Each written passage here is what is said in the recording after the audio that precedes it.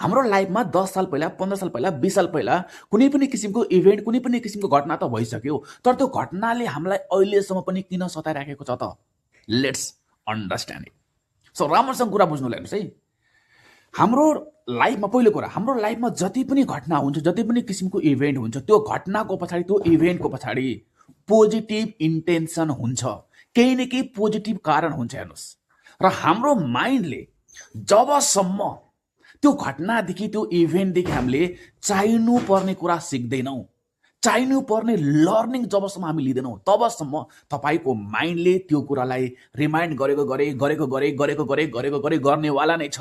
So यसको मतलब, यदि तपाईँको पास्टमा भएको कुनै पनि किसिमको घटनाले, कुनै पनि किसिमको इभेन्टले तपाईँले अहिलेसम्म पनि सताइराखेको छ भने, जस्ट एज अ सिट, काम, compose and relax and just think about it.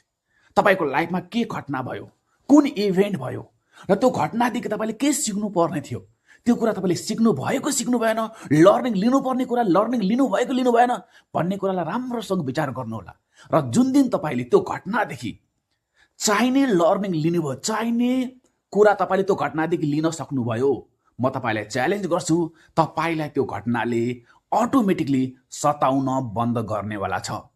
So today, just sit calm, compose and relax and just think about that particular event, that particular incident, र त्यसबाट तपाईँले के लिनुपर्ने थियो, के लर्निङ लिनुपर्ने थियो, त्यो लर्निङ लिनुहोस्।